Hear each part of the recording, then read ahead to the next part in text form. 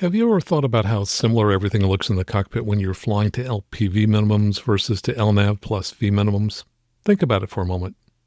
Literally everything on the PFD is identical, except for inside the HSI, where in one case you see small letters LPV, and in the other case you see LNAV+V. And in both cases, all of the needles are centered, and you get a reassuring picture that makes your brain say, okay, we're good. Yet, in one case, you're perfectly safe, and in the other case, you may fly into the side of a mountain. Today, we're going to talk about the crash of November 98 Foxtrot Kilo, an Epic E1000 that crashed near Steamboat Springs, Colorado last week. And like the DCA midair collision, I think it was an accident just waiting to happen. The aircraft was flying an RNAV GPS approach with a +V advisory glide path, which for all the world looks like a normal GPS or ILS glide slope, except that it can take you through terrain. And we'll also talk about the three important criteria that must be met before you're permitted to descend below an MDA. And I'll talk about my experience flying this approach in a simulator and hitting the same mountain. Hello again and welcome to Aviation News Talk, where we talk general aviation. My name is Max Trescott. I've been flying for 50 years. I'm the author of several books and the 2008 National Flight Instructor of the Year. And my mission is to help you become the safest possible pilot. Last week in episode 413, we talked with Matt Bergwall about the newly announced Cirrus G3 Vision Jet. So if you didn't hear that episode, you may want to check it out at aviationnewstalk.com/413. And if you're new to the show, welcome. Glad you found us. And so that you get next week's episode downloaded for free in whatever app you're using, go ahead and touch the subscribe key, or if you're using Spotify or Apple Podcast app, the follow key. And my thanks to Chuck Lutz, who signed up in the past week to support the show through a monthly donation via Patreon. Thank you so much, Chuck. And if you've been listening for a while and this show has helped you fly safer, I want to ask you to support it right now. Aviation News Talk is listener supported. There's no big company behind it, just me producing episodes week after week. For example, this episode literally took 2.5 days to research and produce. And here's the reality. Every month we lose supporters when credit cards expire or life changes. The show stays strong only when new listeners step up to replace them. So if you've ever thought, I should support the show someday, well, this is your moment. Go to aviationnewstalk.com/support. You'll find easy options including PayPal, Venmo, Zelle, and Patreon.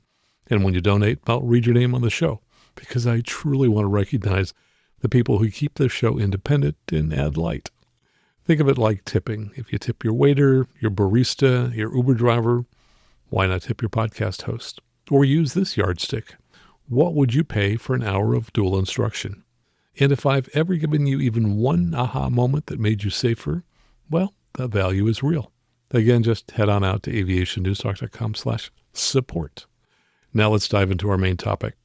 Today we're talking about November 98 Foxtrot Kilo, an Epic E1000, which crashed near Steamboat Springs, Colorado early on Friday morning.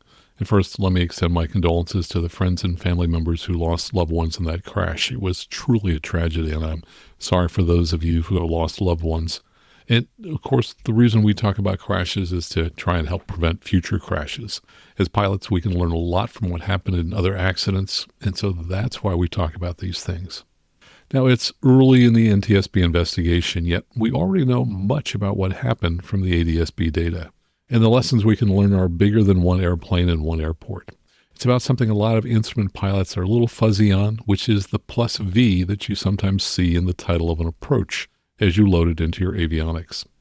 We'll talk later about advisory glide slopes, what they are, how to use them, and most importantly, how not to use them so you don't get in trouble and possibly into an accident. First, what I'm calling an advisory glide slope has many names. Garmin calls it advisory vertical guidance, but they don't spend a lot of time explaining it in their documentation. You may also see it called an advisory glide path because glide slopes are associated with ILSs and glide paths are associated with RNAV GPS approaches. Since there are lots of names, I'll just pick one and continue to call it an advisory glide slope, as that's what many pilots call it. We'll get back to advisory glide slopes in a few minutes, but let's talk about the accident. First, let's talk about the airport environment. Steamboat Springs, KSBS, is surrounded by high terrain. So if you don't follow every instrument rule precisely and descend below minimums early, you may hit terrain. And this accident is really useful as a teaching case because so much of the approach was flown correctly. According to the ADS-B track, the approach was flown nearly perfectly with one exception. And in my opinion, the pilot likely thought that everything was okay and never realized that he'd be hitting terrain. Here's what we can see from the ADS-B ground track and the barometric altitude data. Laterally, meaning left and right, the aircraft was not wandering around. It was tracking inbound on a course that closely matched the final course of the RNAV GPS Zulu runway 32 approach. But vertically, the aircraft ended up too low, too early, and hit terrain, even though it was on the advisory glide slope. Let's talk about the flight itself. The aircraft departed KMKC, the Kansas City Downtown Airport, at 11 p.m. Central Time on Thursday night. According to a newspaper article, the purpose of the flight was for the aircraft owner to take his two college-age sons skiing. The flight lasted about 2 hours and 20 minutes and would have arrived at Steamboat Springs, Colorado at about 12:20 a.m. Mountain Time. The aircraft was a 2024 Epic E1000, which is a very capable six-place turboprop equipped with the latest version of the Garmin G1000, which is the NXI version. That's the same version that's on the simulator that I used at my flight school to replicate the aircraft's flight path. I videotaped that approach and have shared that video with listeners who support the show via monthly donations via Patreon. I'll make the video public at some point in the future, but if you want to see it now, sign up to support the show at aviationnewstalk.com/Patreon. The aircraft initially climbed to flight level 200 and later climbed to flight level 240. The Steamboat Springs Airport is located deep in a valley in the Rocky Mountains. Its runway is 4,450 feet long, and the runways are 32 and 14. The pilot had 3 instrument approaches to choose from, but because of terrain, none was ideal, with few options for a straight-in approach. In addition, there was weather at the airport. 20 minutes before the accident, the weather was 080 at 6 knots, visibility 5, clouds scattered at 200 feet, broken at 2,400, overcast at 4,100, and altimeter 3015. 2 minutes before the accident, the ceilings had dropped. The weather was calm, visibility 10, clouds scattered at 500 feet, broken at 1,600 feet, overcast at 2,400 feet, and altimeter 3016. So there were a number of risk factors that we often see in accidents, including flying at night, in the mountains, with weather. First, let me talk about the 2 instrument approaches the pilot didn't choose. One is the VOR DME Charlie approach. The approach comes in from the south and then passes over the VOR, which is located 2.9 miles south of the runway threshold. The final approach course is 352, so it comes in at a 32-degree angle to runway 32. The approach has only circling minimums, and the MDA is 8,140 feet, which is 1,250 feet AGL. Since the ceiling at the time was 1,600 broken, those minimums were 340 feet below the clouds, so that approach normally could have worked. But in the notes, it says the procedure is not authorized at night, so it was not an option. The second approach is the RNAV GPS Echo. It also comes in from the south. However, unlike the VOR approach, which is straight with no bends, this approach follows a valley and has a dogleg turn at PEXA, which is the final approach fix. Its final approach course is 323 degrees, which is the same alignment as the runway. It also has the same MDA as the VOR approach of 8,140 feet. And like the VOR approach, it has only circling minimums. Why, might you ask, does the approach, which is perfectly aligned with the runway, have only circling minimums? It turns out that's not unusual at mountain airports. Circling only minimums are applied when the MDA is so high that an aircraft would need a very steep descent gradient to get down to what might otherwise be a straight-in approach to a runway. Specifically, if the descent angle is more than 3.77 degrees for Category C and below, the approach cannot publish straight-in minimums and will have circling minimums only. For this approach, from the last fix Waycor, which is just 2.2 nautical miles from the runway threshold, an aircraft would need to drop 600 feet. That would require a 7.75 degree glide path angle, which could result in an unstable approach. So, while you're allowed to land straight in if you can get down that quickly, the TERPS rules don't permit listing straight-in minimums because the FAA doesn't want to encourage you to fly an approach with a high descent rate that might lead to an accident. An aircraft flying this approach could easily circle to runway 14, though the notes say that all circling must be to the southeast of the runway due to high terrain. So this approach was a viable option. The third approach, which the pilot apparently flew, is the RNAV GPS Zulu runway 32 approach. It's a relatively new approach created in 2024. The RNAV Zulu has a final approach course of 340 degrees, which is a relatively straight-in approach to runway 32. That makes it the only approach at Steamboat Springs with straight-in minimums, which may have been why the accident pilot chose it. However, there are some gotchas. The first is that it has higher minimums than the other approaches. The approach has straight-in LNAV minimums and circling minimums, which are identical, 9,100 feet, which is a whopping 2,219 feet AGL. That's just 180 feet below the reported cloud layer when the pilot would have started the approach, but it's well above the 1,600-foot ceiling reported 2 minutes before the accident. So given this high MDA and the weather, the RNAV GPS Echo might have been a better choice since its minimums were lower than the reported cloud heights. Other gotchas for the approach can be found in the notes. One is that runway 32 straight-in minimums are not authorized at night. Another note says circling runway 32 NA at night. So the pilot could not have legally landed on runway 32. He would have had to circle to runway 14. There is one other crucial note on the chart which goes to the heart of this accident, and it's one that many pilots don't understand well. And that note differs depending upon the type of instrument charts you use. On the FAA government charts, the note simply says visual segment dash obstacles. And it's not even in the normal notes section at the top of the chart. Instead, it appears near the bottom of the chart at the top of the profile view or the side view of the approach. So it would be easy to miss.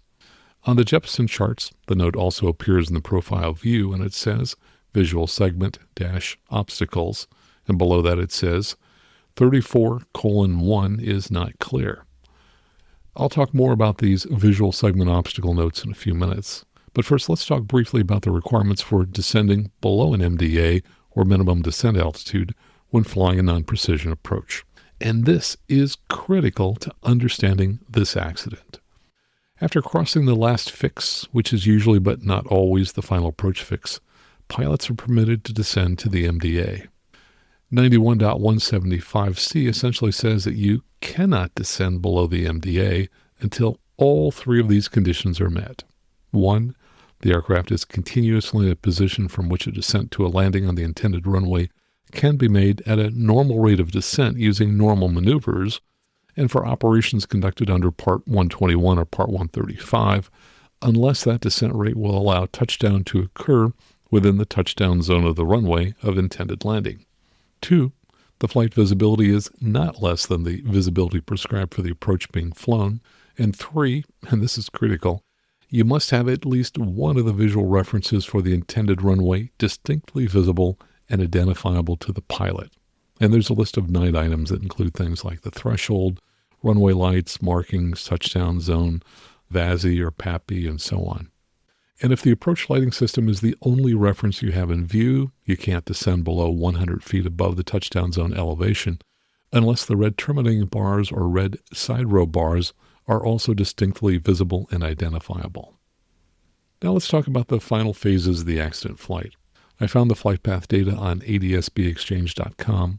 For the altitudes I'm going to mention, I added 240 feet to the altitude shown on ADSBExchange.com to correct for non-standard pressure that was reported at the time of the accident as 30.16 inches. It's clear from the ground track that the aircraft was vectored to a point where it could be cleared direct to Tilly, the IAF, so that it had a turn of less than 90 degrees onto the approach. ADSB data shows that the aircraft was in altitude hold mode at 13,000 feet until it reached Tilly. At Tilly, the aircraft turned onto the approach, and ADSB data shows that the autopilot's approach mode was selected as the aircraft passed over Tilly. That would have allowed the autopilot to couple to the advisory glide slope of the approach. Now, we can't tell for sure from the data whether the autopilot actually coupled to the advisory glide slope. It's possible that the aircraft paralleled the glide path by descending in vertical speed mode. Regardless, ADSB shows that the aircraft's descent angle was remarkably consistent from the time it passed near Tilly until it crashed. Also, the descent angle did not change at all as the aircraft passed through the MDA. So it's highly likely that the autopilot was coupled to the advisory glide slope.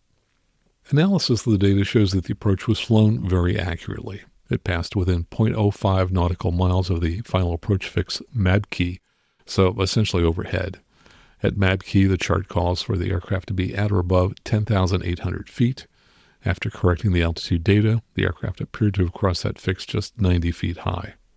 After the FAF, there's one step-down fix, Woodchuck. At Woodchuck, the chart calls for the aircraft to be at or above 9,100 feet, which is the MDA. After correcting the altitude data, the aircraft appears to have crossed that fix just 15 feet high, so the approach was essentially perfectly flown. At Woodchuck, the aircraft was required to remain at or above the MDA until it had some element of the runway in sight. However, it's unlikely that the pilot had the runway in sight, since there was a layer of clouds over the airport, and also because there was a mountain ahead of the aircraft that would have blocked any view of the airport. So instead of leveling off at the MDA, this aircraft continued descending through the MDA, which is exactly what it would do if the autopilot was coupled to the advisory glide slope. And that combines two common misconceptions. One is that many pilots expect when flying an approach with an advisory glide slope, the autopilot will level off at the MDA. But it won't. Autopilots are designed to continue flying through minimums if they are coupled to a glide slope of any type, including an advisory glide slope. So, to force the autopilot to level off, you need to either press the VS or vertical speed key sometime before reaching the MDA, or you need to press the Alt key or altitude hold key as you reach the MDA. The other misconception is that many pilots think it's safe to continue descending below the MDA if they stay on the advisory glide slope. But it is not. In this case, the pilot remained on the advisory glide slope and hit the side of the mountain because the advisory glide slope went through the terrain. The last recorded data point was at 8,240 feet, which was 860 feet below the MDA. Adjacent to the crash site, the top of Emerald Mountain is marked on the chart as having an elevation of 8,250 feet, or just 10 feet different. Now, I talked in detail about advisory glide slopes way back in episode 233, and I related how a commercial student I was flying with had some of these common misconceptions I've just discussed. After I play that segment, I'm going to talk about how to identify obstacles in the visual segment of an approach. Here's what I said back in episode 233. First, let's talk about advisory glide slopes, what they are, how to use them, and most importantly, how not to use them so that they don't get you in trouble and possibly lead to an accident. Advisory vertical guidance, as Garmin calls it, is only found on RNAV approaches. For most GA pilots, an RNAV approach means one that uses GPS. Of course, for some very capable aircraft, RNAV can use other sensors besides GPS, but for most pilots, the RNAV approaches we fly use GPS. So while advisory glide path might be a more accurate name, I'll continue to say advisory glide slope, as that's what most pilots call it. Advisory glide slopes are found only on non-precision RNAV approaches, such as those with LNAV or LP minimums. So as we talk today about advisory glide slopes, we are not talking about approaches with LPV and LNAV/VNAV minimums. Those are different in one very significant way. RNAV approaches with LPV and LNAV/VNAV minimums are essentially precision approaches, so you are afforded protection as you descend along those glide paths down to the DA or decision altitude, which is usually pretty close to the ground. By contrast, on a non-precision RNAV approach, such as one with LNAV or LP minimums, an advisory glide slope provides protection down to the MDA or minimum descent altitude, which is often fairly high above the ground. But there's no guarantee that you have any protection whatsoever along that advisory glide slope after you descend below the MDA, hence the name advisory. So why is it helpful to have an advisory glide slope on a non-precision approach? Here's what I wrote in my Max Trescott's Garmin G3000 and G5000 Glass Cockpit Handbook. Historically, many instructors have taught students to dive and drive at each step of a non-precision approach. But the FAA has determined that the high descent rates used for this contributes to an increase in accidents. Hence, the FAA now recommends stable descent rates be used on all non-precision approaches, and advisory glide slopes help pilots determine appropriate descent rates. Note that dive and drive made sense on NDB approaches where you might have to look from 9 o'clock to 3 o'clock to find the airport.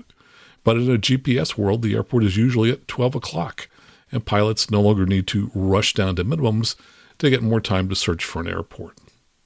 And from my Max Trescott's GPS and WAAS instrument flying handbook, in 2001, the FAA announced that the industry should discontinue the use of a dive and drive process on non-precision approaches since they contribute to CFIT accidents, the leading cause of fatal commercial air accidents worldwide. Instead, the FAA now advocates the use of procedures and training for a stabilized continuous descent on non-precision approaches.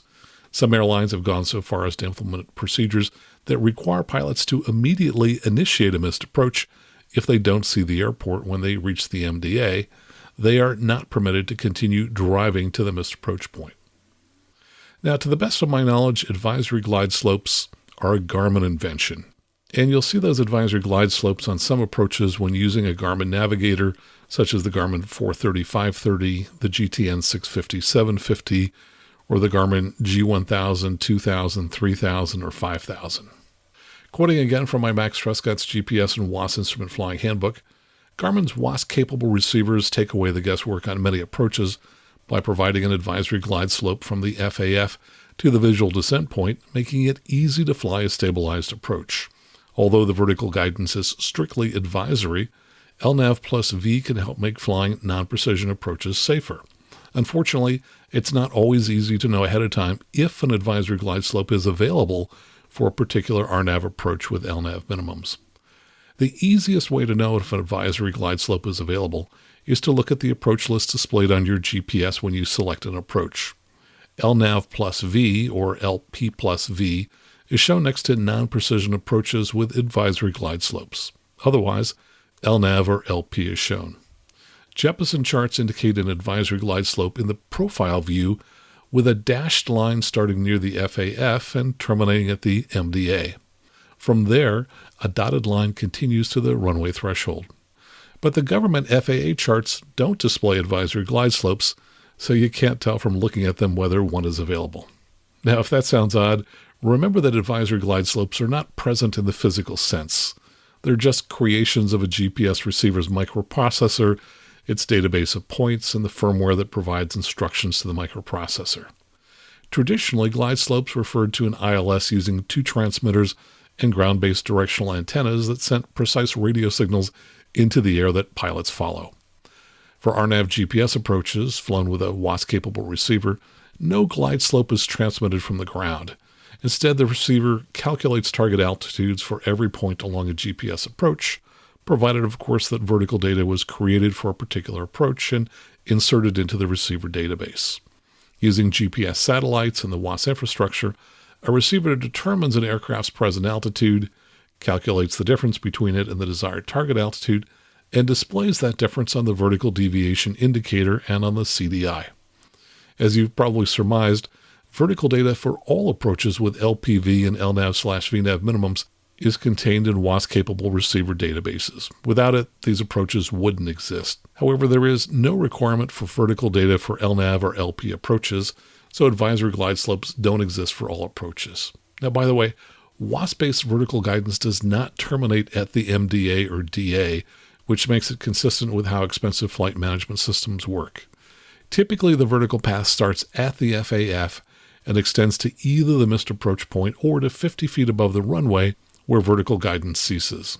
The signal is shut off at 50 feet AGL to prevent pilots from attempting to fly a WAAS signal down to the surface in 0-0 conditions. The vertical path can also start after the FAF if a path starting at the FAF would descend below the minimum altitude required for any subsequent step-down fix. Typically, a 3-degree glide path is generated, however, it differs on some approaches to accommodate obstacles. And note that LNAV approaches provide the same obstacle protection below the MDA, regardless of whether they have an advisory glide slope. Do not become complacent simply because an advisory glide slope exists. So just to summarize, some approaches with LNAV or LP minimums have an advisory glide slope you can display on a Garmin navigator. When it exists, you'll see it in the Garmin Navigator when you go to load an approach by pressing the proc key. If you're given a choice that says LNAV or LP, well, there's no advisory glide slope. If you're given a choice that says LNAV+V or LP+V, then there is an advisory glide slope. After you've loaded an approach with an advisory glide slope, if you push the FPL key to open the flight plan, you'll notice that the white line of text that precedes the instrument approach includes either LNAV+V or LP+V in the title of the approach. Later, as you pass the intermediate fix, you'll see either LNAV+V or LP+V enunciated in the HSI if you're flying a Garmin G1000, 2000, 3000, or 5000, or if you're using a Garmin 430, 530, or GTN 650, 750, you'll see it enunciated on the navigator. It is safe to follow the advisory glide slope to the MDA, but there are no guarantees that it's safe to follow it below the MDA.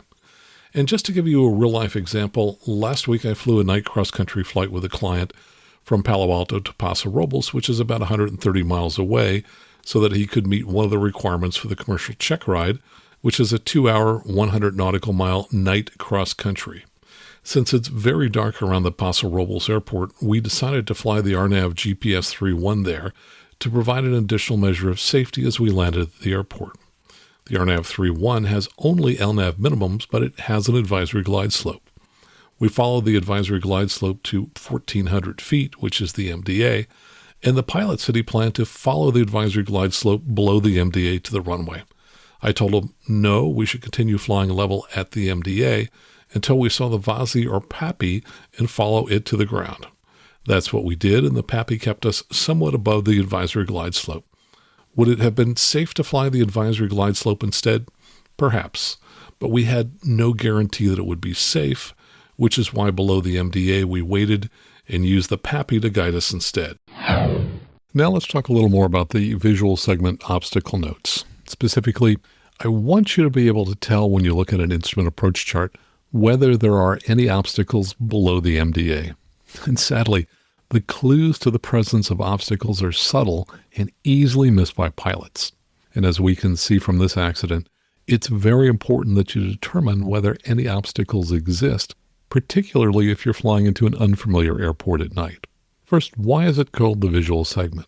Well, you are only permitted to descend below the MDA when you have some element of the runway in sight. So from the MDA down to the runway is a visual segment. You must have the runway continuously in sight anytime you are below the MDA. You cannot just follow the advisory glide slope below the MDA unless you also have the runway in sight. To evaluate the visual area, the FAA examines obstacles along this path and whether they protrude up through two artificial surfaces that extend outward from the runway. These surfaces are inclined planes that begin 200 feet from the runway threshold and extend back down the approach toward the decision altitude point for approaches with vertical guidance, or to the VDP, the visual descent point, for non-precision approaches, and back to 10,000 feet when evaluating for a circling approach. Now, one of these surfaces is called the 34-to-1 surface, which represents about a 1.7 degree angle. So this surface is about half the 3-degree angle that aircraft typically follow on an instrument approach. If an obstacle penetrates this surface, then we'll see the same notes that are found on the RNAV GPS Zulu 32 approach into Steamboat Springs. On the FAA charts, we'll see the words visual segment obstacles, and on Jeppesen charts, we'll see the words visual segment obstacles, and below that it says 34-to-1 is not clear. Those notes are frankly way too subtle and easily missed. I think most pilots, when reading those notes, would never think, oh, there could be a mountain in front of me that I'll hit if I stay on the advisory glide slope. Yet that is exactly the kind of thing you should be thinking when you read those notes. There's also something that's even more subtle to indicate whether the visual segment is clear of obstacles.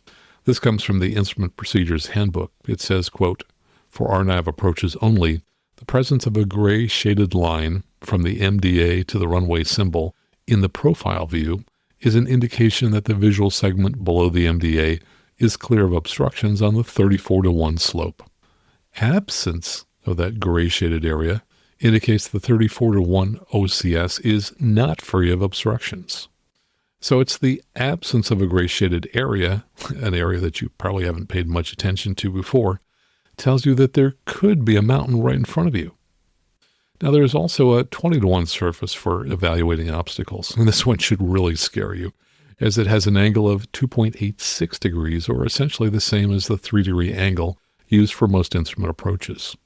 Again, quoting from the Instrument Procedures Handbook, when the 20-to-1 surface is penetrated by an obstacle, there will be a note on the chart prohibiting approaches to the affected runway at night, both straight in and circling.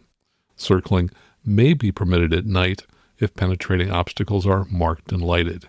If the penetrating obstacles are not marked and lighted, a note is published that night circling is not authorized. So don't even think about flying an approach that is not authorized at night, as those obstacles might be right up next to your approach path. By the way, there is one other element of this accident we haven't discussed, and that is that the RNAV GPS Zulu runway 32 approach has only Category A and B minimums. Category B minimums would permit an aircraft to fly the approach at up to 120 knots, but not faster than that.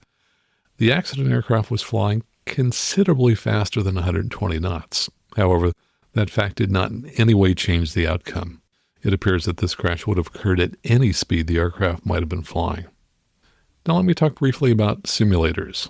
There is huge value to having access to a simulator and using it to fly approaches before you get into the airplane and fly to an unfamiliar airport.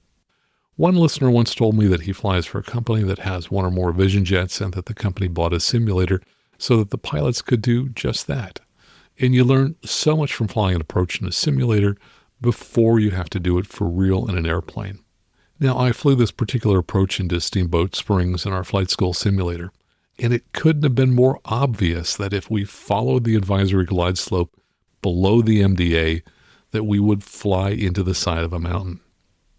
Interestingly, I had thought that having the relative terrain displayed on the moving map would have given me sufficient warning that I was about to fly into a mountain. But on this approach, it didn't. The relative terrain feature uses colors on the moving map to show whether nearby terrain is above or below you. In most Garmin glass cockpits, red shows that terrain is either above you or as little as 100 feet below you. Yellow shows you that terrain is between 100 feet and 1,000 feet below you. And green shows you that terrain is between 1,000 feet and 2,000 feet below you.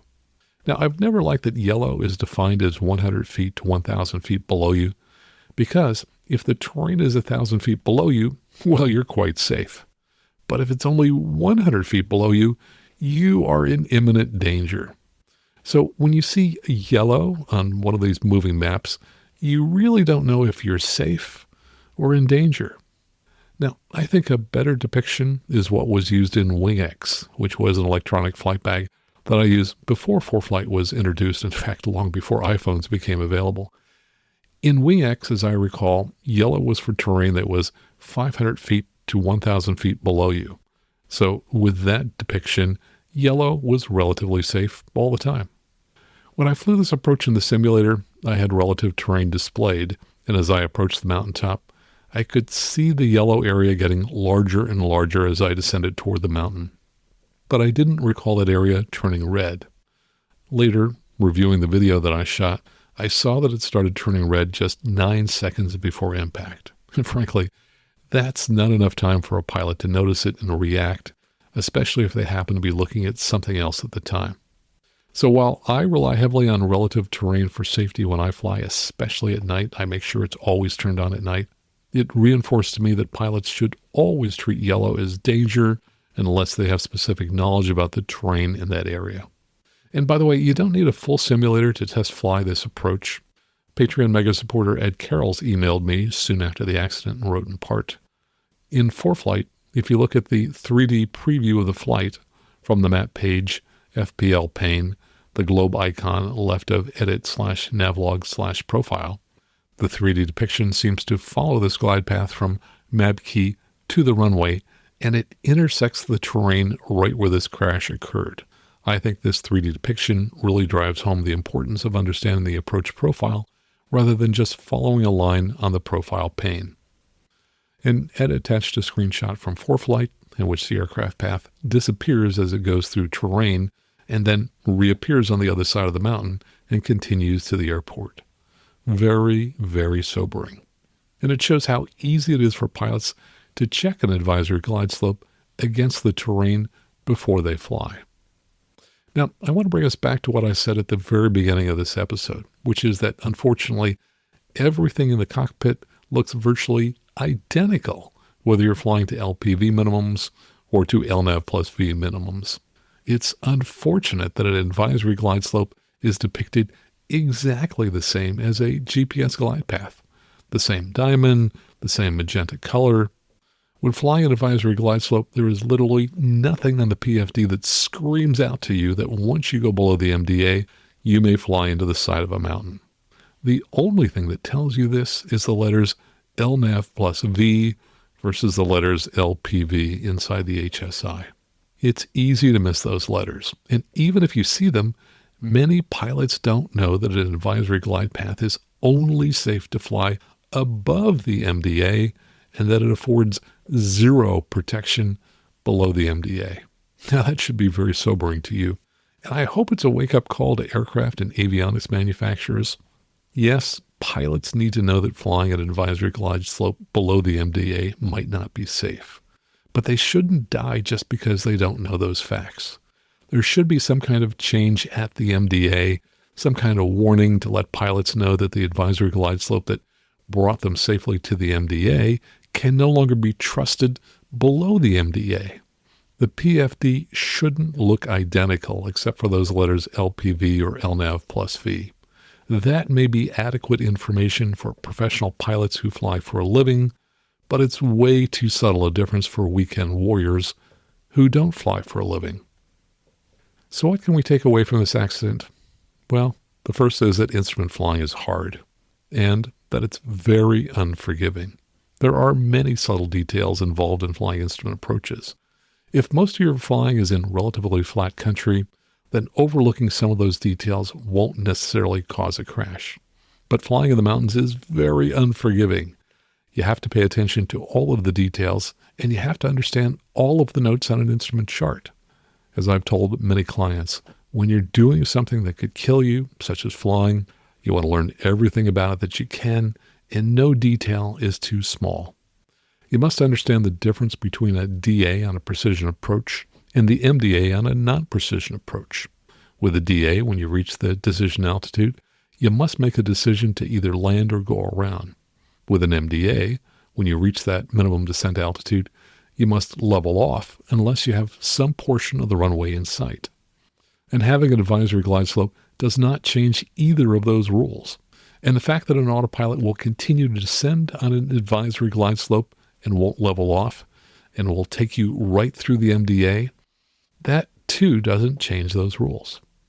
You have to understand that you must level off at an MDA, and you have to understand that once you go below the MDA, the presence of an advisory glide slope doesn't mean that it's safe to descend. You may in fact hit an obstacle even when you're on the advisory glide slope, and you can only go below the MDA if you have the runway in sight. If you've learned something from this episode, please consider making a donation to support this show by going out to aviationnewstalk.com/support. You'll find 4 ways you can donate. And please share this episode with a friend, because there are many subtle details to flying an instrument approach correctly, and we don't want our friends to miss any of them. And just a reminder that I love hearing from you, and I read many of your emails on the show. If you'd like to send me a message, just go out to aviationnewstalk.com, click on Contact at the top of the page. That's absolutely the best way to send me a message. And of course, I also want to thank everyone who supports the show in one of the following ways. We love it when you join the club and sign up at aviationnewstalk.com/support to support the show financially. You can also do that at aviationnewstalk.com/PayPal. We also love it when you leave a 5-star review on whatever app that you're listening to us on now. And of course, if you're in the market for a headset, please consider buying a Lightspeed headset and using one of the links in our show notes, because if you use those links, they will donate to help support the show. So until next time, fly safely, have fun, and keep the blue side up. And remember that you can always go around.